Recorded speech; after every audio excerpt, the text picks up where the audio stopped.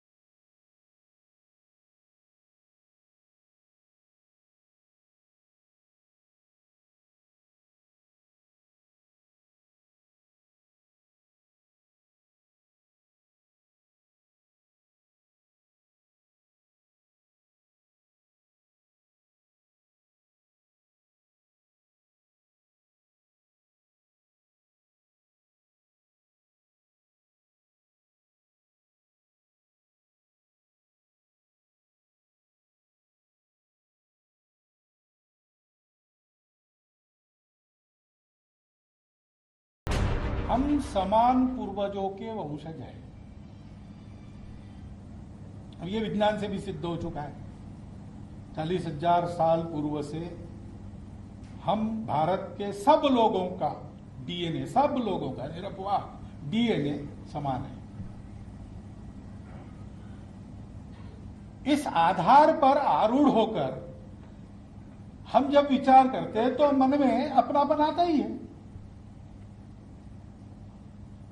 उस अपनेपन के आधार पर एकता होती है, राजनीति के आधार पर नहीं होती। और संघ पहले से ऐसा मानता है। तो संघ और संघ प्रमुख के देश की एकता रूपी यही विचार गाजियाबाद से सिर्फ 40 किलोमीटर दूर गुरुग्राम में हरियाणा के बीजेपी प्रवक्ता सूरजपाल अम्मू तक क्यों नहीं पहुंच पाते। हिंदुओं की गर्दन को कभी झुकने मत देना दोस्तों। हिंदुओं की बहन बेटियों का अपमान होने मत देना दोस्तों। हम 100 करोड़ हैं और ये 20 करोड़। एक बार फिर गाजियाबाद चलते हैं, जहां रविवार को संघ प्रमुख मोहन भागवत दशकों पुरानी संघ की विचारधारा में धर्म के आधार पर विवाद खड़ा करने वालों को हिंदू मानने से भी खारिज करते हैं। हिंदू कहते कि यहाँ एक भी मुसलमान नहीं रहना चाहिए, तो हिंदू हिंदू नहीं रहेगा, तो इसलिए कहा था। और ये मैंने संघ में पहली बार नहीं कहा है। ये डॉक्टर साहब के समय से हमारी चलती आई हुई विचारधारा है। तो यही विचार क्यों गाजियाबाद से 4 घंटे की दूरी पर मौजूद अलवर में बीजेपी के पूर्व विधायक ज्ञानदेव आहूजा तक पहुंचते पहुंचते हवा हो जाते हैं। अगर कोई मेव आके हमारे बीच में खड़ा होगा, उसको बांह से पकड़ करके हम बाहर कर देंगे कि तुम यहाँ, तुम्हारे को खड़ा होने की जरूरत नहीं है। क्यों? अब वो हमारे भाई नहीं रहे। दोबारा गाजियाबाद चलिए, जहाँ संघ प्रमुख देश में बढ़ती भीड़ की हिंसा और गाय के नाम पर भीड़ के हाथों मार दिए जाने की घटनाओं पर आगे बढ़कर एक बयान देते हैं। कहते हैं कि हिंदुस्तान हिंदू राष्ट्र है, गौ माता पूज्य है, लेकिन लिंचिंग करने वाले ये हिंदुत्व के खिलाफ जा रहे हैं, वो आतताई है। तो भाईचारे की यही भावना गाजियाबाद से सिर्फ 100 किलोमीटर दूर उत्तर प्रदेश के अमरोहा में साध्वी गीता प्रधान, दर्जा प्राप्त राज्य मंत्री तक क्यों नहीं मानती, जो महिला होकर भी शर्मनाक बयान धर्म के आधार पर देती है। मुस्लिम समुदाय के लोगों को वो समझाएं, अपने गलेवान में झांके। उन्होंने 3-3 बीबियां करके 20-20, 33 बच्चे पैदा कर रखे हैं। उससे बेरोजगारी बढ़ रही है, उससे वो पैदा करके छोड़ देते हैं। उनकी जनसंख्या इतनी बढ़ रही है कि इसी तरह भ्रष्टाचार देश में फैल रहा है, बेरोजगारी फैल रही है। लोग चोरी चपोरियां करेंगे जब उनको रोजगार नहीं मिलेगा। तो हिंदू मुस्लिम अलग अलग नहीं, बल्कि भारतीय होने के नाते एक है, क्योंकि मातृभूमि एक है, पुरातन परंपरा एक है और वंशज दोनों के एक है। ये बात जब मोहन भागवत कहते हैं तो इस बात को भी बल देते हैं कि राजनीतिक तौर पर जिन्हें धर्म के आधार पर बांटा गया, उन्हें संवाद से जोड़ना है।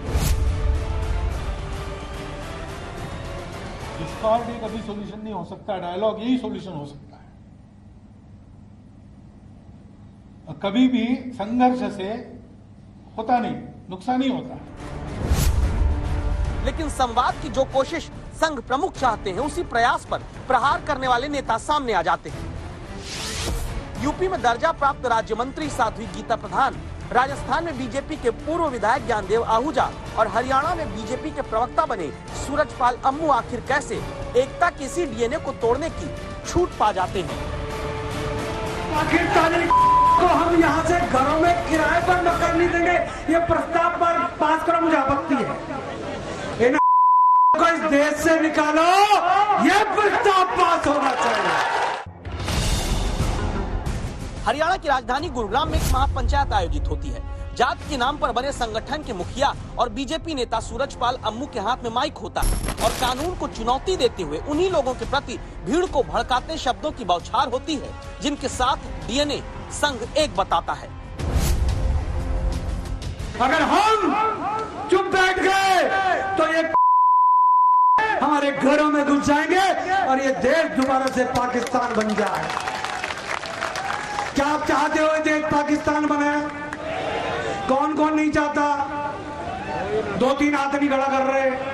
ये पीछे वाले, अरे भैया पीछे वाला चेक कर लो चाचा, एक कुर्सी पे बैठे वाला हाथ तो खड़ा कर दो। सबको देख रहा हूँ, कैमरा इधर घुमाए, कैमरा मुझे नहीं, भारत माता की। जो हमसे टकराएगा, जो हमसे टकराएगा। तो सवाल ये कि फिर विचारधाराओं का डीएनए एक क्यों नहीं हो पाता? सूरजपाल अम्मू जैसे नेता कैसे फ्री हैंड छोड़ दिए जाते हैं, जबकि संघ प्रमुख तक कहते हैं मैं बहुत आग बबूला होकर भाषण करके हिंदुओं में पॉपुलर तो हो सकता हूं, लेकिन हिंदू मेरा साथ नहीं देगा कभी, क्योंकि वो आततायित्व पर चलने वाला नहीं है। हिंदुत्व और हिंदू दोनों की विचारधारा हिंदुस्तान में वसुधैव कुटुंबकम की रही, तो फिर अलवर में धर्म के आधार पर भड़काते हुए हथियार इकट्ठा करने का आह्वान बीजेपी नेता ज्ञानदेव आहूजा को करने की स्पेशल छूट कैसे मिल जाती? क्या ज्ञानदेव आहूजा हिंदू नहीं है? 5 से 10,000 हिंदू एकत्रित होगा, उसका नाम होगा लाठी जैली रैली। और लाठी और जैली तो लाएंगे, लेकिन बिना हथियार, बिना हमारे लाइसेंस का लाठी, हॉकी, बर्छे, भाले हर एक हिंदू के हाथ में होगा। ज्ञानदेव आहूजा अलवर में एक नाबालिग से गैंगरेप के मसले में रैली करने जा रहे हैं। तो अगर हर भारतीय का डीएनए एक है, तो फिर बीजेपी नेता ज्ञानदेव आहूजा शस्त्र लेकर उसी डीएनए पर सवाल कैसे उठा लेते हैं? हिंदू को अब शस्त्र शास्त्र से तो हम ही शस्त्र से भी सुसज्जित होना पड़ेगा। इसलिए 5 से 10,000 लोग इकट्ठे होंगे। अगर कोई मेव आके हमारे बीच में खड़ा होगा, उसको बांह से पकड़ करके हम बाहर कर देंगे कि तुम यहाँ, तुम्हारे को खड़ा होने की जरूरत नहीं है, क्यों अब वो हमारे भाई नहीं रहे।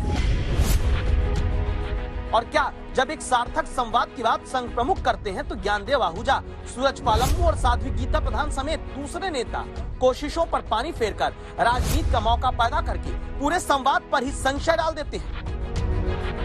आरएसएस प्रमुख का कल दिया गया ताजा बयान वास्तव में लोगों को न केवल अविश्वसनीय लगता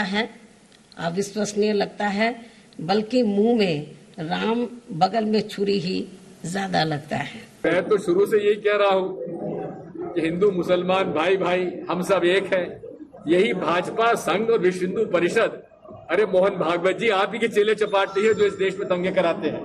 क्या मोहन भागवत अगर वाकई में अपनी बात पर सच्चे हैं, तो हम ये जानना चाहेंगे, बल्कि उनसे सवाल करना चाहेंगे, क्या वो लिंचिंग को मानते हैं कि मुसलमानों के खिलाफ हो रहा है?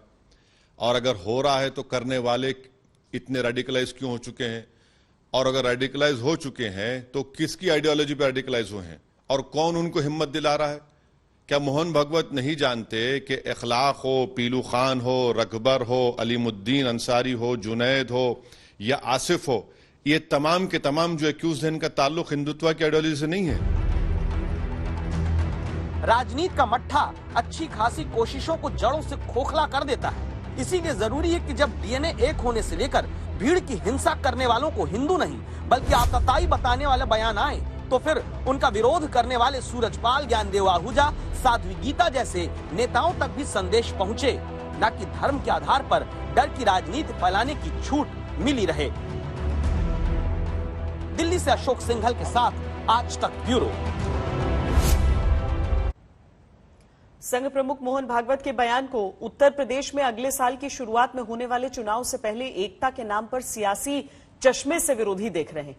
इलेक्शन पास है तो कहते हैं कि महंगाई कंट्रोल होने लगती है, तो क्या जैसे चुंबक करीब आता है तो लोहे में गति होती है, ठीक उसी तरह चुनावी चुंबक नजदीक आने पर जांच एजेंसियों की हरकत तेज हो जाती है। ये सवाल अब उत्तर प्रदेश में पूछा जा रहा है, जहां 2017 से पहले सत्ता में रहते अखिलेश यादव के dream project Gomti river front घोटाले में अब सीबीआई ने न सिर्फ नई एफआईआर दर्ज की है, बल्कि देश के 3 राज्यों में एक साथ 42 ठिकानों पर छापेमारी की गई।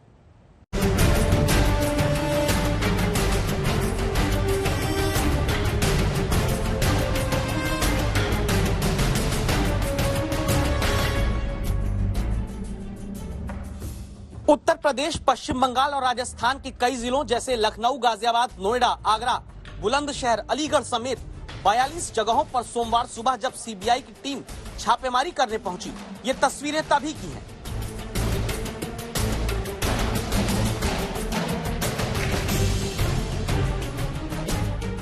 वजह उत्तर प्रदेश का गोमती रिवर फ्रंट प्रोजेक्ट। मुख्यमंत्री रहते अखिलेश यादव का वो ड्रीम प्रोजेक्ट जिसमें दावा है कि बजट का पैसा खत्म हो गया, लेकिन प्रोजेक्ट पूरा नहीं हुआ। गोमती नदी के किनारे अखिलेश राज में बनना शुरू हुए उसी गोमती रिवर फ्रंट में घोटाले की जांच करती सीबीआई अचानक अब फ्रंट फुट पर आई। सीबीआई ने दूसरी नई एफआईआर दर्ज की। कुल 189 लोग आरोपी बनाए गए। इनमें 16 नेता और बड़े अफसर हैं, जबकि रिवर फ्रंट के ठेकों से जुड़े हुए 173 लोग हैं। आरोप है कि गलत तरीके से टेंडर की प्रक्रिया को पूरी दिखाकर काम बांटा गया था, जिसमें बड़ी धांधली हुई। जो टेंडर की प्रक्रिया अपनाई गई थी इस पूरे रिवर फ्रंट के कंस्ट्रक्शन प्रोजेक्ट में, उसमें ई टेंडरिंग नहीं की गई थी। बिना टेंडरिंग कराए ही कंपनियों को काम अलॉट कर दिया गया और उसका नतीजा था कि पूरे प्रोजेक्ट का करीब 90% बजट खर्च हो गया, लेकिन प्रोजेक्ट 40% भी पूरा नहीं हुआ। अब सीबीआई ने इस पूरे मामले में एक बार फिर शिकंजा कसना शुरू कर दिया है। लेकिन जैसे ही उत्तर प्रदेश में 40 जगहों पर और बंगाल, राजस्थान में एक जगह पर सीबीआई छापा मारती है, तो राजनीति के मैदान में आरोप लगने लगता है कि क्या ये उत्तर प्रदेश में चुनाव पास आता देख जांच एजेंसी वाले मोहरे को आगे करने वाला दांव है। चूंकि 1,500 करोड़ वाले रिवर फ्रंट प्रोजेक्ट में 30 नवंबर 2017 को पहली एफआईआर सीबीआई ने दर्ज की थी और अब पूरे 3 साल 7 महीने बाद सीबीआई दूसरी एफआईआर जाकर दर्ज करती है। एक कहावत है, खिसियानी बिल्ली खंभा नोचे। आज जब आप हारते हो तो रोते हो, बहाने ढूंढते हो। आज आप चोरी करते हो तो आप रोते हो, उसको चुनाव से जोड़ते हो। कहीं धर्मांतरण का केस सामने आता है तो उसको चुनाव से जोड़ते हो। तो आप चाहते कि हर चीज चुनाव से जोड़ते हो। पर सरकार, गलती आप करो और उसके लिए सजा जब देने की बात आती है तो आप रोने लगते हो और चुनाव से जोड़ते हो। उत्तर प्रदेश में बीजेपी के सत्ता में आने के बाद ही रिवर फ्रंट घोटाले की जांच शुरू हुई थी। 43 महीने बाद भी सीबीआई की जांच पूरी नहीं हो पाई। अभी एफआईआर ही दर्ज हो रही है। जरूरी है कि जनता के पैसे पर घोटालों की इन्वेस्टिगेशन जांच एजेंसियां तय समय में पूरी किया करें, ताकि भारत की सबसे बड़ी जांच एजेंसी बार बार सियासत की टूल किट वाले राजनीतिक आरोपों में फंसकर भरोसा न खोए। अभिषेक मिश्रा के साथ संतोष कुमार, लखनऊ, आज तक। जांच एजेंसियां अभी हाल में कब चुनाव से पहले एक्टिव होने पर राजनीतिक सवालों में घिरी, इनके कुछ उदाहरण देखिए। 2019 के लोकसभा चुनाव से पहले अखिलेश मायावती की पार्टी गठबंधन की बात शुरू कर रही थी, तभी खनन घोटाले में अखिलेश यादव के करीबियों के 14 ठिकानों पर सीबीआई ने छापे मारे थे। 2019 में महाराष्ट्र विधानसभा चुनाव से पहले शरद पवार को प्रवर्तन निदेशालय ने समन भेजा था। 2019 में हरियाणा चुनाव से पहले भूपेंद्र सिंह हुड्डा के खिलाफ आरोप पत्र जमीन घोटाले में दायर हुआ। कर्नाटक में सत्ता के लिए जरूरी उपचुनाव से पहले कांग्रेस के कद्दावर नेता डी के शिव कुमार पर भी छापेमारी सवालों के घेरे में आ गई थी। 2021 यानी इसी साल पश्चिम बंगाल में चुनाव की शुरुआत में ही कोयला घोटाले में छापेमारी शुरू की गई थी। 2013 में कोयला ब्लॉक आवंटन मामले में सीबीआई को सुप्रीम कोर्ट ने पिंजरे में बंद तोता तक कह दिया था। इसीलिए जरूरी है कि जांच और जांच एजेंसियां दोनों का काम निष्पक्ष दिखना चाहिए, वरना जनता का भरोसा कम हो जाता है। भरोसे के डीएनए को चोट पहुंचाने वाली एक खबर राजस्थान से भी आई, जहां राज्यपाल की किताब का विमोचन राजभवन में हुआ और फिर आरोप लगा कि गवर्नर की जीवनी वाली किताबें राजस्थान के सभी विश्वविद्यालयों के कुलपति की न सिर्फ गाड़ी में चुपचाप रखवा दी गई, बल्कि किताब का 68,000 से ज्यादा बिल भी कुलपतियों को भरने के लिए कहा गया। का नाम है श्री कलराज मिश्र, निमित्त मात्र हूं।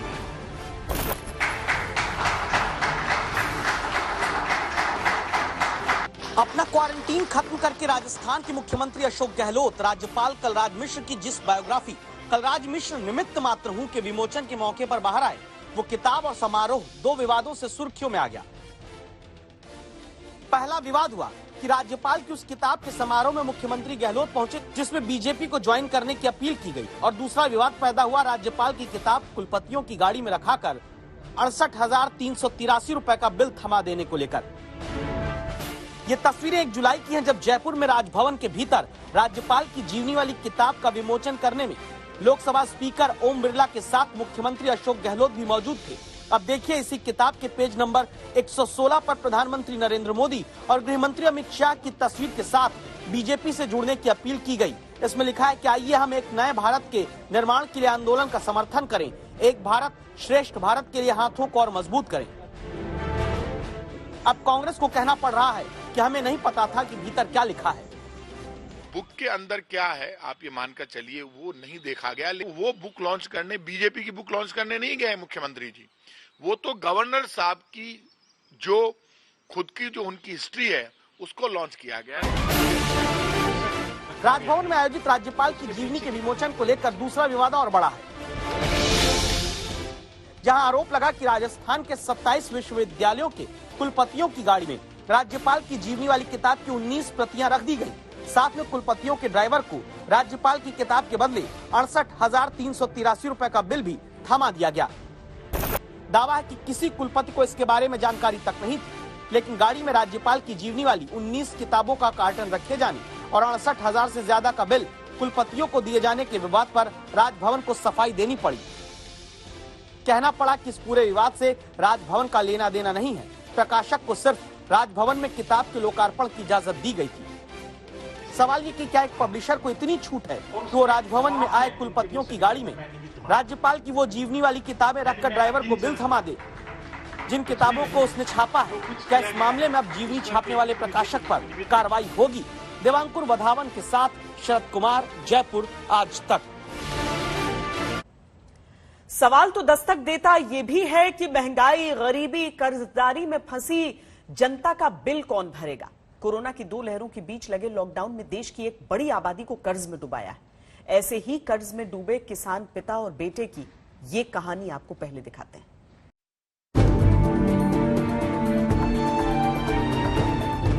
देश में जब कोरोना की 2 लहरों में दुकानें, बाजार और शहर बंद हुए तो आम आदमी पर क्या असर पड़ा?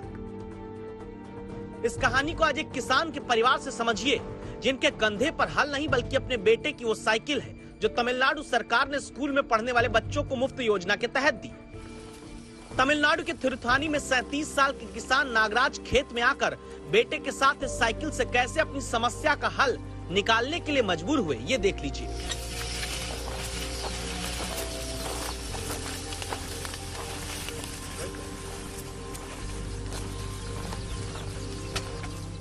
बेटे की साइकिल को यूं हल बनाकर पिता पुत्र की जोड़ी इस्तेमाल करती है ताकि खेत को तैयार किया जा सके नई फसल के लिए। तो आप पूछेंगे ऐसी हालत क्यों हुई? जवाब है लॉकडाउन। किसान नागराज समांगी फूल की खेती करते आए हैं, वो फूल जिसका इस्तेमाल मंदिरों में पूजा और माला बनाने में किया जाता है। पिछले साल लॉकडाउन में मंदिर बंद रहे, फूल की कीमत नहीं मिली। इस साल भी लॉकडाउन ने नागराज जैसे किसानों की जमा पूंजी को खत्म कर दिया। जब मजदूर तक लाने का पैसा किसान नागराज के पास नहीं बचा तो खुद खेत को तैयार करने के लिए बचे हुए पैसे से बेटे की साइकिल को हल के रूप में प्रयोग करने लायक बनवाया और अब 11 साल के बेटे के साथ नागराज यूं खेत जोत रहे हैं। पिता पेट में रस्सी बांधकर साइकिल खींचते हैं, बेटा पीछे से हैंडल पर जोर लगाकर खेत जोतने में साथ देता है।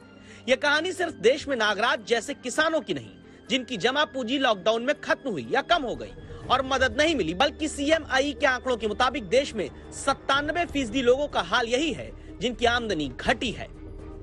प्रमोद माधव, चेन्नई आज तक। आमदनी जीरो हुई तो जनता को बचत तक खपानी पड़ रही। CMI के आंकड़े बताते हैं कि कोरोना की दूसरी लहर में देश में 1 करोड़ लोगों की नौकरी चली गई। प्यू रिसर्च सेंटर की रिपोर्ट कहती है कि 7.5 करोड़ लोग कोरोना के कारण लगी पाबंदियों और बाजार बंद होने से गरीबी रेखा के नीचे चले गए। संभव है कि इसी कारण लोगों को अपने गहने गिरवी रखकर घर चलाने के लिए कर्ज लेना पड़ा, क्योंकि RBI की रिपोर्ट के अनुसार मार्च 2020 से 2021 के बीच गोल्ड लोन में 82% का उछाल देखा गया। लेकिन मुफ्त राशन समेत कई योजनाओं के बावजूद एक बड़ा वर्ग देश में ऐसा है जो मदद की किसी भी स्कीम में शामिल नहीं हो पाता। महाराष्ट्र की सियासत में आज का दिन बहुत गर्म रहा। सुबह बीजेपी और शिवसेना के नेताओं के सुर एक दूसरे के लिए नरम दिखे, बहुत तरह के कयास लगाए जाने लगे। संजय राउत ने बीजेपी को दुश्मन मानने से इनकार कर दिया। देवेंद्र फडणवीस ने शिवसेना से दोबारा रिश्तों की गुंजाइश से इनकार नहीं किया। अब इसे लेकर बहुत सारी अटकलें लगने लगी कि क्या ऐसा हो सकता है कि बीजेपी और शिवसेना एक साथ आ जाएं फिर। लेकिन दोपहर होते होते महाराष्ट्र विधानसभा में हंगामा हुआ। बीजेपी के 12 विधायक 1 साल के लिए निलंबित कर दिए गए। इस तरह बीजेपी और शिवसेना कभी हां और कभी ना वाला खेल खेलते नजर आए।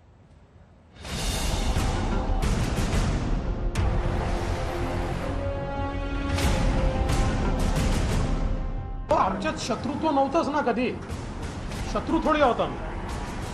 आमचे वैचारिक मतभेद झाले कारण आमचा हात सोडून आमच्यासोबत निवडून आलेले आमचे मित्र आमचा हात सोडून ज्यांच्या विरुद्ध निवडून आले त्यांचा हात पकडून निघून गेले। मतभेद जरूर है और मैंने भी तो बहुत दिनों से आपके साथ ये बोल रहा हूँ ना कि हम क्या भारत पाकिस्तान है, हिंदुस्तान पाकिस्तान नहीं है ना। ये देवेंद्र जी ने जो कहा कि शिवसेना बीजेपी दुश्मन नहीं, ये तो 100% बराबर। इसका अर्थ यह नहीं होता कि दोनों मिलकर सरकार बनाएंगे। उसका मतलब ये नहीं कि हम सरकार बनाने जा रहे हैं। आपका अगला सवाल का जवाब मैं पहले दे रहा हूँ। कभी हाँ और कभी ना। महाराष्ट्र में बीजेपी और शिवसेना के बीच रिश्तों की कश्मकश कुछ ऐसी है कि इकरार और इनकार का खेल चल रहा है। ये सब कुछ इतनी तेजी से हो रहा है कि समझना मुश्किल है कि बीजेपी और शिवसेना के बीच आखिर चल क्या रहा है। कभी हाँ और कभी ना के इर्द गिर्द घूम रहे इस पॉलिटिकल थ्रिलर का ताजा सीन संजय राउत के एक डायलॉग की वजह से चर्चा में है, जो उन्होंने बीजेपी नेता आशीष शेलार से मुलाकात के बाद दिया और बीजेपी शिवसेना के रिश्तों को आमिर किरण के रिश्तों जैसा बता दिया, जिसका लबुलवाब ये है कि रास्ते भले ही जुदा हो गए हों, लेकिन दोनों अब भी साथ हैं। मतभेद जरूर है और मैंने भी तो बहुत दिनों से आपके साथ ये बोल रहा हूँ ना कि हम क्या भारत पाकिस्तान है, हिंदुस्तान पाकिस्तान नहीं है ना। ये मिलना जुलना होता है, बातचीत होती है, लेकिन अब हमारे रास्ते अलग हो गए हैं पॉलिटिकली। और फडणवीस साहब का भी यही कहना है, राजनीति में अगर रास्ते अलग होते हैं, अब देखो आमिर खान और किरण राव रास्ते अलग हो गए लेकिन दोस्त है, बोला ना वैसे है। ये रास्ते अलग है लेकिन दोस्ती कायम है, दोस्ती रहेगी राजनीति में। तो सवाल यह है कि क्या बीजेपी और शिवसेना के बीच एक बार फिर दोस्ती होने जा रही है? क्या आमिर खान और किरण राव का उदाहरण देकर संजय राउत यही कहना चाहते हैं, ये बताना चाहते हैं कि वो अब भी खुद को एक परिवार मानते हैं और कभी भी एक बार फिर मिल सकते हैं? दिलचस्प बात यह है कि रिश्तों का ऐसा ही हवाला बीजेपी की तरफ से भी दिया जा रहा है, जिससे सवाल उठता है कि क्या महाराष्ट्र की सियासी स्टोरी में कोई नया मोड़ आने वाला है? शत्रुत्व नव्हतंच ना, कधी शत्रू थोडी होता। आमचे वैचारिक मतभेद झाले कारण आमचा हात सोडून आमच्यासोबत निवडून आलेले आमचे मित्र आमचा हात सोडून ज्यांच्या विरुद्ध निवडून आले त्यांचा हात पकडून निघून गेले। त्याच्यामुळे मतभेद उभे झाले ना। ते काही धुऱ्याचा वाद थोडी आहे की म्हणजे सुधीर भाऊचा धुरा काही उद्धवजीच्या धुऱ्याला लागू नये आणि त्यांनी यांच्या धुऱ्यावर काही अतिक्रमण केलं असं नाही आहे। त्याच्यामुळे हा काही आमचा धुऱ्याचा वाद नाही आहे किंवा आमचं कुठलंही शत्रुत्व नाही आहे, पण वैचारिक मतभेद आहेतच। परिस्थिती जी येते त्या परिस्थितीवर निर्णय होत असतात। जर तरवर जे राजकारणी राहतात ते स्वप्नच पाहत राहतात. सब जानते हैं कि सत्ता के लिए दुश्मन एक हो सकते हैं, तो फिर कभी दोस्त रही पार्टियों के लिए करना तो और भी आसान होगा, जो हिंदुत्व के इर्द गिर्द अपनी सियासत करती है. लेकिन सवाल यह है कि अगर दोनों साथ आएंगे तो महाराष्ट्र के सीएम की कुर्सी पर किसका मुख्यमंत्री बैठेगा, क्योंकि इसी को लेकर सारा झगड़ा शुरू हुआ था. परिस्थिती काय आहे आता आणि उद्या काय बदलणार आहे याच्याविषयी आता कोणीही भविष्य वर्तवू शकत नाही. पण या क्षणी महाराष्ट्रात जी राजकीय व्यवस्था आहे, जे सरकार आम्ही बनवलेलं आहे काँग्रेस आणि राष्ट्रवादी काँग्रेस बरोबर, ते उत्तम चाललेलं आहे. दरअसल कभी हाँ कभी ना की जो स्थिति है वो शिवसेना को भी सूट करती है, इस हिसाब से कि गठबंधन के जो बाकी पार्टनर हैं वो पूरी तरीके से हावी भी नहीं होते, क्योंकि उन्हें यह भी समझ में आते रहता है कि भारतीय जनता पार्टी के साथ एक ओपन रिश्ता होने का मतलब क्या हो सकता है महाराष्ट्र की सियासत के बाबत. हालांकि जिस तरह से आज भारतीय जनता पार्टी के विधायकों को वहां पर 1 साल के लिए सस्पेंड किया गया है, उसके बाद किसी भी तरह के गठबंधन की गुंजाइश तो खत्म ही हो जाती है. और इसके साथ ही यह भी समझ में आता है कि अगर संजय राउत की तरफ से एक बयान दिया जाता है तो उसमें क्या व्यंग के भी पुट हो सकते हैं. लेकिन अभी के लिए इस नए घटनाक्रम को देखते हुए यह समझना लाजमी है कि भारतीय जनता पार्टी और शिवसेना कम से कम निकट भविष्य में तो एक साथ जाते हुए दिख नहीं रहे. लेकिन जिस तरह से भारतीय जनता पार्टी के विधायकों को निलंबित किया गया है, उसके बाद की प्रदर्शन की ये तस्वीरें हम आपको दिखा रहे हैं. अपनी बात को सामने रखने के लिए विरोध प्रदर्शन की भारतीय जनता पार्टी की तरफ से तस्वीरें, और इसीलिए हम यहां पर सुविधा की इस राजनीति के खिलाफ दस्तक देना चाहते हैं.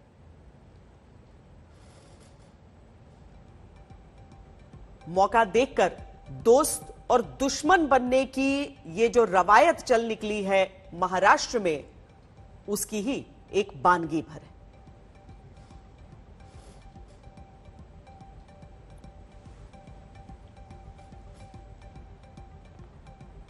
महाराष्ट्र की राजनीति में जिस तरह का उठापटक पिछले कुछ समय में देखा गया, उसके बाद एक तरफ देवेंद्र फडणवीस का यह चेहरा, जिसे मुख्यमंत्री बनाने की वजह से शिवसेना टूटी, शिवसेना अलग हुई, शिवसेना ने अलग साथियों को तलाशा, और उद्धव ठाकरे के चेहरे के साथ अब तक जिन कांग्रेस एनसीपी के खिलाफ शिवसेना लड़ती आई थी, उनके साथ वहां पर सरकार बनी. और इसीलिए हर बार और बात बात पर यह बात उठ जाती है कि क्या पुराने जो दोस्त हैं, क्योंकि बहुत लंबे समय तक भारतीय जनता पार्टी और शिवसेना का गठबंधन चला था, क्या पुराने दोस्त एक बार फिर साथ आएंगे. बीजेपी और शिवसेना की तरफ से आ रहे इन बयानों को सुनकर किसी को भी लग सकता है कि दोनों दलों के बीच कोई सियासी खिचड़ी पक रही है. लेकिन जिस तरह से आज बीजेपी के विधायकों को 1 साल के लिए विधानसभा से निलंबित किया गया, उससे इस तरह के कयासों पर सवालिया निशान भी लगते हैं. आखिर क्यों आज महाराष्ट्र में बीजेपी के विधायकों को निलंबित किया गया, अब इसकी कहानी आपको बताते हैं.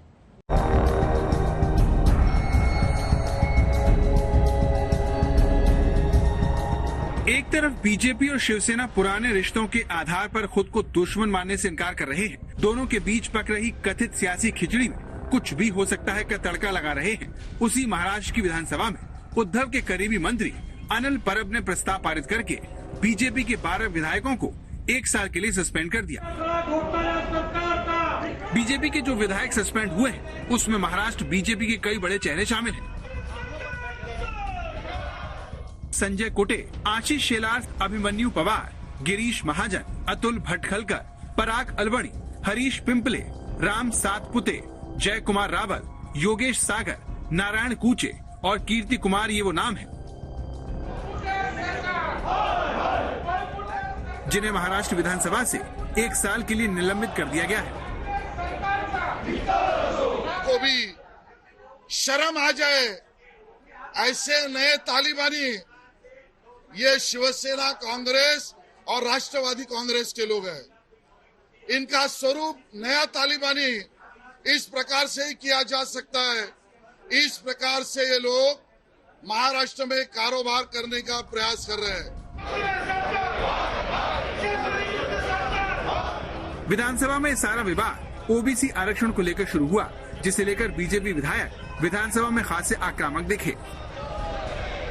इस साल के शुरुआत में सुप्रीम कोर्ट ने स्थानिक इकाइयों में ओबीसी के आरक्षण को रद्द कर दिया था।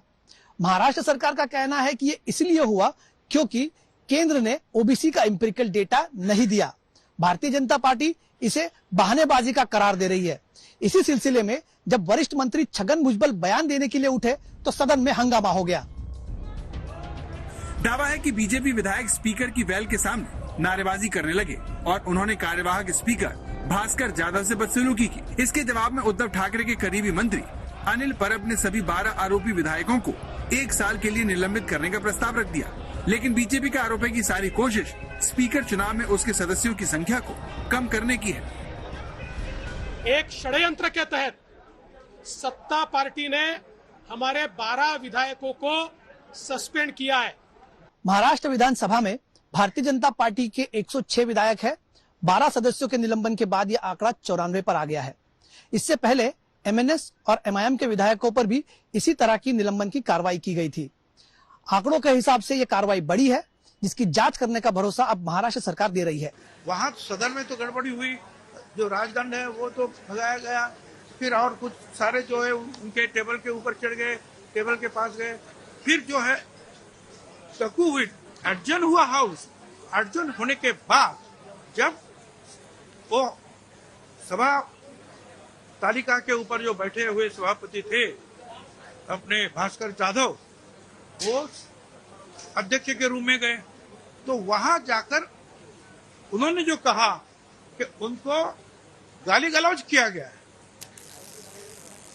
उनको पकड़ा गया, कई लोगों ने छुड़ाया, बहुत अपशब्द उसका जो इस्तेमाल वहां किया गया और वो उन्होंने खुद जो है हाउस में सबके सामने रखा। महाराष्ट्र में बीएमसी के अलावा करीब 10 निकाय चुनाव होने हैं। ऐसे में हर पार्टी पिछड़ों के वोट पाने के इर्द गिर्द ही राजनीति कर रही है। भारतीय जनता पार्टी का ये आरोप है कि 12 सदस्यों का निलंबन बदले की राजनीति है। वहीं दूसरी तरफ ये भी कहा जा रहा है कि जिस तरह से 12 राज्यपाल नियुक्त विधायकों का मामला अभी तक लटका पड़ा है, इन 12 सदस्यों का निलंबन करके महाविकास आघाड़ी ने हिसाब चुकता किया है। वजह चाहे जो भी हो, 12 सदस्यों के निलंबन से महाराष्ट्र की राजनीति एक बार फिर से गर्मा गई है। मुस्तफा शेख के साथ कमलेश सुतार, मुंबई, आज तक।